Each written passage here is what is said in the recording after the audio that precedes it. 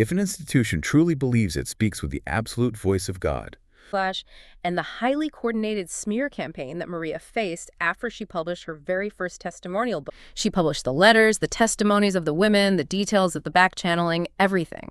Vocabulary. Yeah, whistling is the internal vernacular for officially asking to join Opus Dei. He is actively recruiting new students to join the organization. And because they're constantly short on funds, he is doing the physical labor to keep the building running. The exhaustion is reframed as holy sacrifice, and Opus Dei explicitly targeted young men with exactly Vlad's profile. I swore I'd leave this town, funny how it never left me. Life looks different in a back row rear view. Things I thought I wanted, some I did, some I outgrew. Count my blessings on the center line. Welcome back to Voices After Silence. One of the unexpected things about making this podcast is that listeners often connect episodes that we never planned to connect. Sometimes people who never met each other, living in different places in different times, end up describing remarkably similar experiences. The more we looked at those stories, the more they seemed to be asking the same question. So tonight, we're going to follow that question wherever it leads. Yeah, and it's really a question that forces us to look under the floorboards of these organizations, like the ones that claim some sort of divine mandate. We're really looking at the fundamental machinery of human conformity. Right, exactly. And just to ground everyone right at the top, we are drawing from our previous deep dives into two very distinct lives, because I know we covered a lot of ground there. We did, yeah. So if you remember our fifth deep dive, we explored Father Vladimir Felzmann. Right, Father Vlad. Yeah. Father Vlad and his whole internal crisis within Opus Dei, like how he really wrestled with the sacred duties of his pastoral calling when they just, slammed headfirst into the administrative demands of the institution. And then in our sixth deep dive, we followed María Angustias Moreno. Oh, man, what a story that was. It really was. I mean, a woman who took the staggering step of publicly testifying about her own years inside the organization. Mm. And we documented that very organized, very deliberate campaign launched against her immediately after her book hit the shelves. Yeah, so we're talking about two individuals completely separated by geography. Right. Operating in totally different decades. Exactly. Experiencing the institution from completely different vantage points. Mm-hmm. And one is this highly crusted insider, right, a priest close to the founder. And the other is a female former member trying to navigate life on the outside. Yeah, exactly. Yet the internal architecture of what they were dealing with is... well, it's identical. It's like looking at two different blueprints and suddenly realizing they were drawn by the exact same architect. That's a great way to put it. Which brings us to the central question we really want to tackle today. And that is, what happens when spiritual authority becomes an instrument of institutional governance? That is the crux of it all. Huh? Right there. And because we are treading into some profoundly sensitive territory here, we have to lay down some absolute boundaries for this analysis. Like, the framework here is just vital. Yeah, please, let's establish those up front. So first off, we are not evaluating whether Opus Dei is a fundamentally, quote-unquote, good or bad entity in the grand scheme of history. That's not what this is. Right. We are not launching an attack on the character of individual priests, nor is this a venue to relitigate personal grievances. We're functioning as analysts of organizational psychology and theology. Let me just stop you there for a second because, setting boundaries is easy to say, but it's really hard to do in practice, Oh, absolutely. What are the specific layers we're actually separating? Because to an outsider, a priest, the doctrine, the institution, it all just looks like one giant monolith. Right. They all blur together. Yeah. But it is essential to decouple them. So imagine a 4-story building. Okay, I'm with you. On the foundational level, the ground floor, you have Catholic doctrine. At its absolute core, that doctrine insists on the inherent dignity of the individual. The person as an image of God. Right. Exactly. Now, on the second floor, you have the sacrament of the priesthood, which is this theological reality, a calling meant to serve that exact individual dignity. Okay, got it. Doctrine on the first floor, the ideal of the priesthood on the second. Right. Then on the third floor, you have the individual priests themselves. And these are fallible human beings who, as our sources clearly show us, often operate under crushing systemic pressures. And then the top floor. The top floor is institutional decisions and organizational culture. And our lens today is focused entirely on that top floor. We are analyzing the culture that issues the orders, not the foundational theology of the church. So we're really looking at corporate culture, essentially, the invisible water these people were swimming in every day. Exactly. And it strikes me that the only way we can even see that water, the only way these closed, highly structured environments become visible to the outside world is through the written record. Yes. I mean, both of these stories only exist for us because Felzmann and Moreno actually decided to write them down. Father Vlad published his memoir, A Journey to Eternity, and María Angustias Moreno published La Otra Cara del Opus Dei.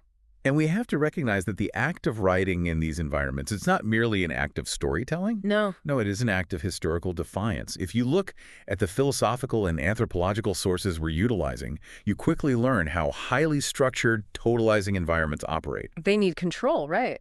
Total control. They require a monopoly on reality. When individuals leave or are forced out, the organizational culture rarely allows them a dignified exit. The sources actually describe a phenomenon where departed members are treated as non-persons. Oh, wow, non-persons. Let's translate that concept for the listener. Sure. Because I think it's so important. Imagine you give 10 years of your life to a company or a community or a family. You realize it's toxic, so you leave.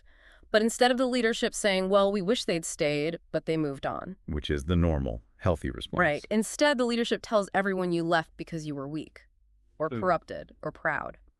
You cease to be a human being with a valid perspective. You literally become a walking cautionary tale for everyone still inside. It's a sterilized memory. The philosophical analysis points out that dissent in these cultures is almost never framed as a legitimate structural critique. Like ever. It's always your fault. Exactly. It's structurally framed as a lack of, quote, good spirit. The individual is always the problem. The system is never at fault. So, by writing their books, Felzmann and Moreno were committing an incredibly subversive act. They were reclaiming their personhood. They broke the institutional monopoly on history. It really reminds me of like throwing a message in a bottle from a deserted island. Yes. But actually, it's way more desperate than that. When you're inside a closed system that controls your social life, your spiritual life, your whole professional network leaving feels like jumping off the edge of the earth. You're in free fall.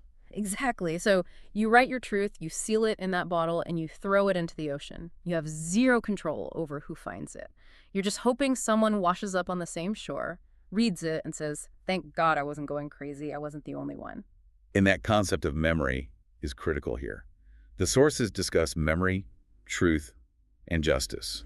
If an organization refuses to maintain an honest institutional history, it cannot purify its own memory. It can't heal. No, it can't. Instead, it forces newer generations to unwittingly become accomplices in covering up past errors. You know, Moreno herself quoted the poet Antonio Machado. She said, "Traveler, there is no path. The path is made by walking." Oh, I love that quote. She wrote because she felt a profound moral obligation to history. She wanted to prevent an equivocal presentation of the institution from becoming the only official truth. Which makes me wonder if these two had just stayed silent, like so many others undoubtedly did, would the people inside the organization ever realize there was a systemic issue? It is highly unlikely. The isolation is kind of the whole point. Wow. When communication is strictly vertical, you know, from the directors down to the members, horizontal communication between peers about their struggles is severely restricted, or it's labeled as gossiping, so you just suffer alone. Which means we really need to look at what actually happens inside that vertical hierarchy, because Felzmann's story shows us the internal bleeding, right? It shows how the institution crushes its own priests behind closed doors when that need for absolute control collides with a priest's fundamental pastoral duty. It's a violent collision. Totally. Just imagine being summoned to a room, facing a tribunal of your superiors and being told you are a failure not because you betrayed God, but because you refused to weaponize someone's darkest secrets. Let's really examine that 1973 incident at Orme Court in London, because it perfectly illustrates this exact collision. Yeah, let's dive into that. And to give you all the setting, Father Felzmann was not some fringe member who misunderstood the rules. Not at all. He had lived in Rome. He had worked directly alongside the founder, José María Escrivá. He was affectionately known as El Mimado del Padre, the father's favorite. He was as inside as you could possibly get. But then, early in 1973, he's abruptly summoned to Orme Court, which is the headquarters in the UK. And he arrives to find himself facing a formal censure. He is brought before the regional councillor and members of the General Council. And the issue at hand involved a retreat center in Sussex called Wickenden Manor. Right. So a female numerary, a celibate member of the women's section, had been caught drinking altar wine. The institutional leadership discovered she had a drinking problem. But more importantly for this tribunal, they discovered she had confessed this struggle to Father Felzmann. This is the exact moment the pastoral and the institutional mandates crash into each other. The leadership demanded an explanation. They wanted to know why Father Felzmann had not coerced this vulnerable woman to report herself to her superiors. I am going to read the exact reprimand they delivered to him in that sitting room because the phrasing is just chilling. They said, "You are a failed confessor. You have betrayed the Father." The theological implications of that single statement are just massive. I'm really struggling with the sheer audacity of it. Notice what they did not say. Right. They didn't say, "You betrayed the gospel." They didn't say, "You betrayed the penitent woman who came to you for help." They accused a Catholic priest of betraying the founder of the organization. And the anthropological error that our sources highlight is vividly displayed right here. In a highly totalizing culture, the institution and its founder become functionally divinized. Wait, functionally divinized. I want to make sure I'm wrapping my head around this. Are you saying they literally thought the founder was God, or is this a functional mechanism of control? It is a functional displacement. Okay, explain that. When an organization believes it has a perfectly divine mandate, its internal administrative rules start to take on the weight of divine law. Therefore, questioning the regional director feels identical to questioning God. Oh, wow. For the priest, this means his role is subtly redefined. Instead of being an independent agent of God's mercy, he basically becomes an extension of the administrative hierarchy. He becomes a middle manager wearing a Roman collar. Exactly, a compliance officer. In a system where the institution is the ultimate end, a priest is expected to use his pastoral access to enforce institutional discipline. The separation between the internal forum, the private realm of the soul, confession, and spiritual direction, and the external forum, human resources, governance, and administration, that separation completely collapses. But Felzmann refused to play that game. I mean, in his account, this was the moment the spell broke for him. Yeah. He refused to bully a woman struggling with addiction. He refused to withhold absolution just to force her into an administrative confession. He chose his priesthood over his organizational rank. Yeah, he did. And after they delivered that reprimand, he walked out of that room, found a small oratory, and just wept. He writes about realizing that his spouse, which was the language he used for the institution, was not what he thought she was. It's devastating. He realized they had placed the organization so squarely in the center of the universe that God had basically been pushed to the margins. He describes it as a dead marriage. The scales just fell from his eyes. He saw that the institution's paranoia, its desperate need for total control over its members' lives, had completely eclipsed the freedom of the gospel. But he didn't lose his faith. No, not at all. He simply realized his loyalty belonged to God, not to a system that demanded he violate his own conscience. So Felzmann's story gives us a high-definition picture of the machine grinding a person internally. It's a closed-door tribunal. But what happens when that exact same machinery is aimed outward at a public threat? That's where we look at what happened to María Angustias Moreno. Exactly. So the timeline shifts now to April 1977. Right. Her book, The Other Face of Opus Dei, is published, and it shatters the silence. And in response to the book, a group of ex-members essentially see her message in the bottle, like we talked about earlier. They received the message. They did, and they decide they aren't going to let her stand alone, so they publish an open letter in the press supporting her testimony. They literally put their names on the line to say, "We live this. She is telling the truth." And the institutional response to this letter is a masterclass in coordinated suppression. A masterclass. Over the course of a single week, 6 high-ranking Opus Dei priests deploy across Spain. They conduct unannounced, surprise visits to the homes and workplaces of the women who signed that letter of support. Which is just wild to me. We are talking about Madrid, Barcelona, Seville, And to be clear, they didn't just send local chaplains to check in. Oh, no. They sent the heavy hitters, men like Don Juan Garcia Levet, who sat on the regional commission, and Don Benito Badrinas Amat, The vice postulator for the founder's beatification. Exactly. These are powerful men, and they traveled in pairs. The speed and uniformity of this response clearly indicate a highly centralized directive. This wasn't a coincidence. No, it feels exactly like a modern corporate smear campaign. Absolutely. Like if a whistleblower exposes a toxic tech company today, the company sends out crisis management PR teams, right? Right. And aggressive defense attorneys. Right, the fixers. Here, the institution used men in clerical collars to do the exact same job. And the tactic they employ during these visits requires really careful analysis, because the documentation is incredibly robust here.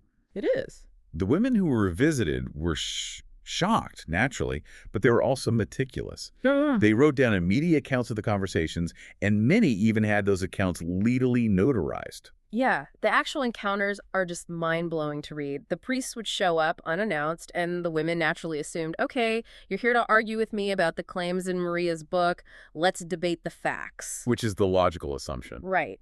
But the priests explicitly stated they were not there to discuss the book at all. See, engaging with the content of a critique is incredibly dangerous for a totalizing system. Why is that? Because if you debate the facts, you implicitly acknowledge that the critic has a valid platform from which to speak.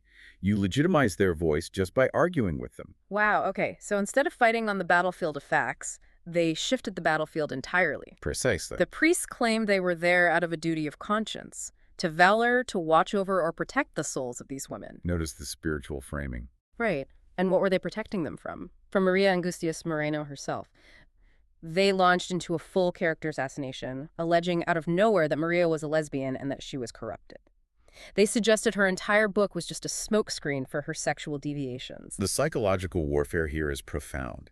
If the institution knows it cannot refute the factual descriptions of its internal culture, it must obliterate the credibility of the author. By deploying priests to deliver this specific brand of character assassination, the institution weaponized the moral authority of the cassock. Weaponizing the cassock. I mean, think about what that visual symbol means in a deeply Catholic country like Spain in the 1970s. It's immense. It represents self-sacrifice, holiness, divine truth. There is actually a documented moment from one of the visits in Madrid where a woman demands proof for these wild accusations about Maria's sexuality. And the priest literally grabs the fabric of his cassock and asks if his uniform isn't proof enough to be believed. It is an astounding presumption of unquestionable authority. It completely bypasses the need for rational evidence. Yeah, the logic is basically, I am a representative of the divine, therefore my slander must be accepted as objective truth.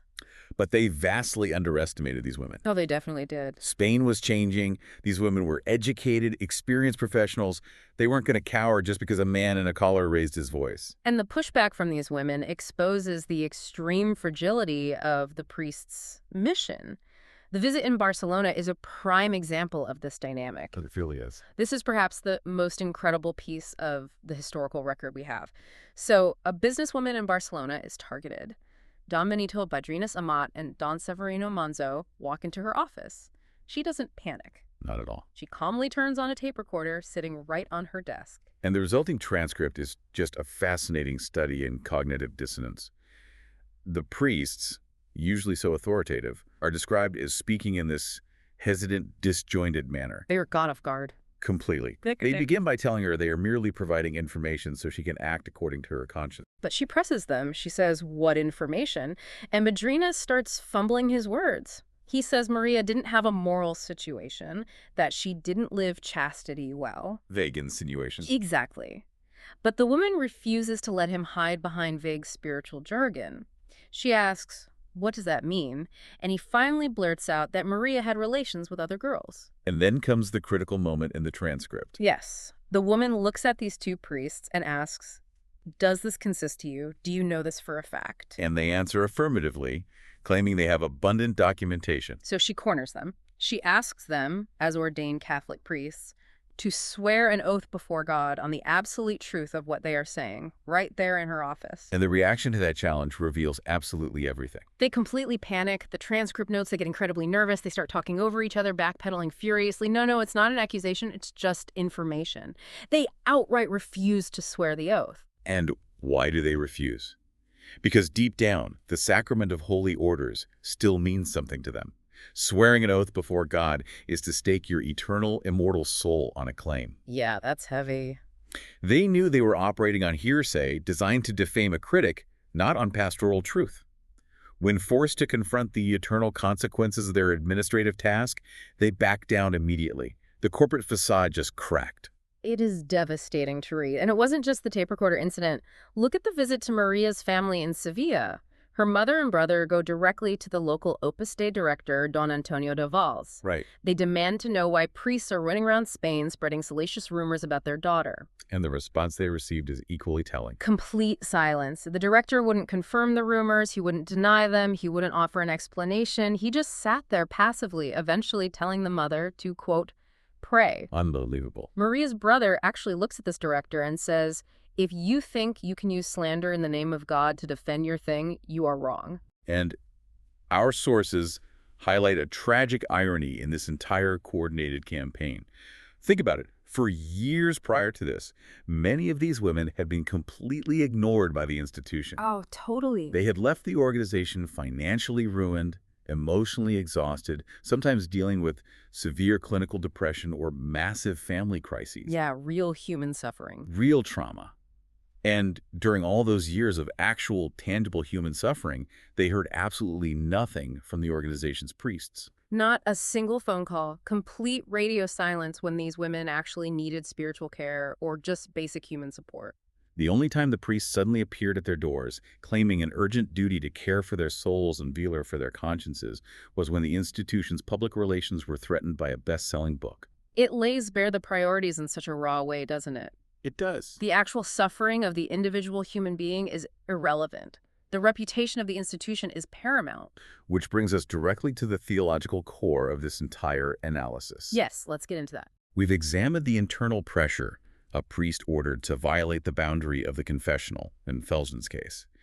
And we have examined the external pressure priests deployed as agents of defamation in Moreno's case. Right. To understand why these actions represent such a profound systemic failure, we have to look at how the Catholic Church actually views the role of the priesthood and the human conscience. I am so glad we are going here, because honestly, if we don't ground this in theology, it just sounds like corporate infighting at a mid-level accounting firm. Exactly. It misses the scale of the harm.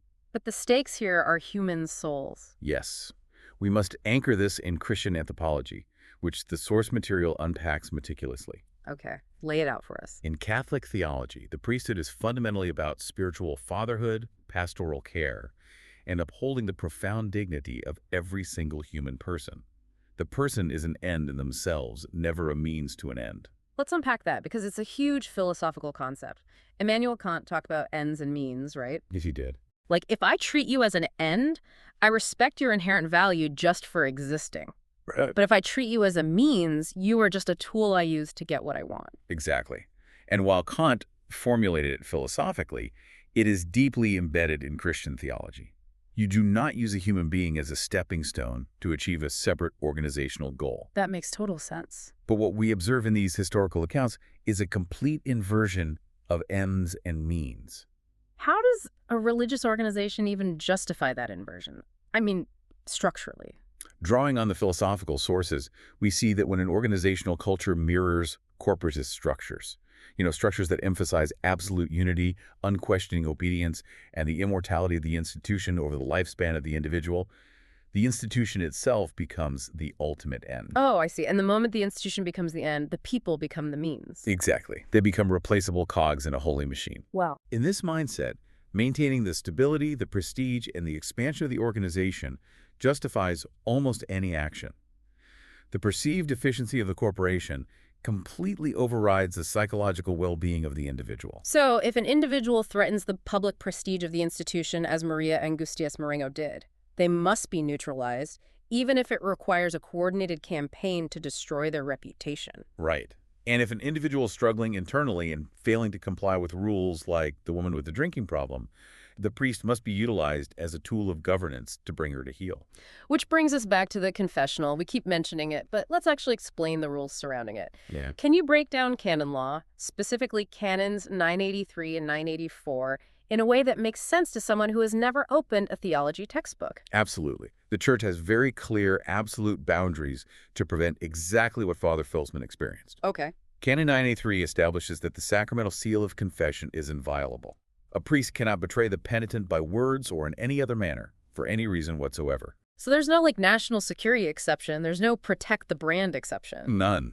Zero. Ew. But Canon 984 goes a step further, and this is really the crucial law for our discussion. Okay, what does that one say? It states that even if there is absolutely no danger of the priest revealing the sin to anyone else, a priest is strictly forbidden to use knowledge acquired from confession to the detriment of the penitent. Wait, okay. Let me process that. Furthermore, a person who is placed in a position of authority cannot use information learned in confession for the purpose of external governance. I want to make sure I'm hearing this clearly. If a priest is also an administrator or a regional director in the organization, he has to completely firewall his brain. Yes. He has to grant himself amnesia regarding anything he heard in a confession when he sits down at his desk to make administrative decisions about that person. That is exactly right. Information learned through the sacrament cannot be weaponized as a tool of governance or discipline. That is the exact purpose of the law. And here we must issue an incredibly important caveat per the boundaries we established at the beginning of this deep dive. Yes, let me be explicitly clear on this point to the listeners. We are not accusing anyone of formally violating the sacramental seal. No, we are not. Father Felzmann was pressured, but he explicitly refused to do so. What we are analyzing is the organizational culture that surrounded him.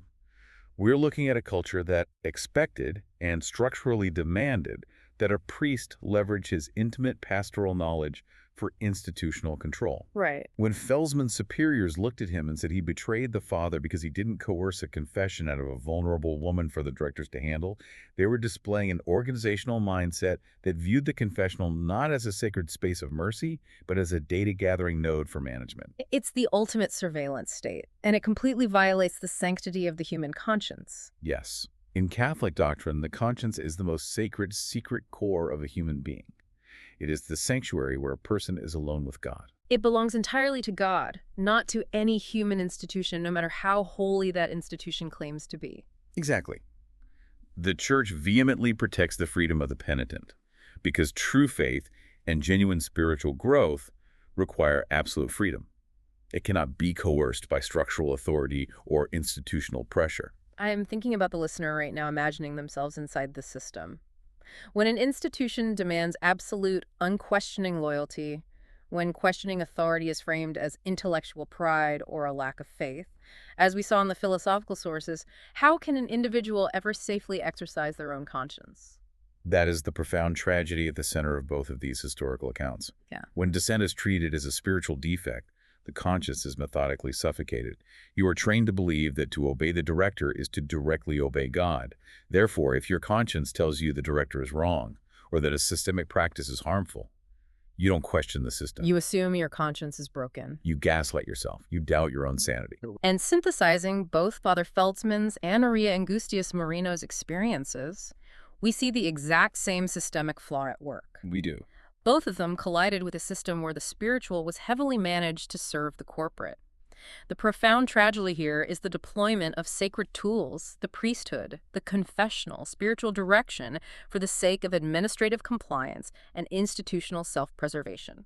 It's heartbreaking when you look at it from that perspective. It really is. Both Vladimir Felzmann and María Angustias Moreno paid a personal price for speaking publicly. Institutions serve people best when truth can be spoken without fear. And, if we step back and connect this dynamic to the broader sweep of history, it leaves us with a necessary and perhaps unsettling realization. What's that? If an institution's culture is fundamentally shaped by the era in which it was founded in this case, an era of intense political polarization, corporatism, and top-down authoritarianism in the 1920s and 30s, it forces us to turn the mirror on our own time. Oh, I see where you're going. Think about the tech monopolies, the startup cultures, and the social organizations we are building right now. Exactly. What invisible blind spots, what systemic flaws are we actively building into the DNA of our modern institutions? Because we absorb the zeitgeist of our era, right? That we do. Our obsession with data harvesting, maximum efficiency, algorithmic surveillance, and the complete blurring of work and personal life. We bake it right into our creations. So in 100 years, what will people have to unlearn about the systems we are creating right now? Will they look back at our corporate cultures and see the same totalizing forces, just dressed in different uniforms? It's a terrifying thought. Are we building systems that protect the individual as an end in themselves? Or are we building closed systems where the only way out is to write your truth on a piece of paper, stuff it in a bottle, and throw it into the murky waters, hoping someone eventually finds it? A question every generation must answer for itself, I suppose. Truly. Thank you all so much for joining us on this incredibly complex journey through the historical record. Keep questioning the systems around you, keep exploring multiple perspectives, and don't be afraid to read the messages in those bottles. Join us next time for My blessings on the center line.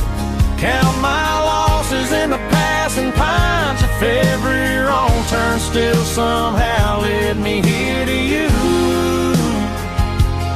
guess I can't complain when I look back through this back road rear view.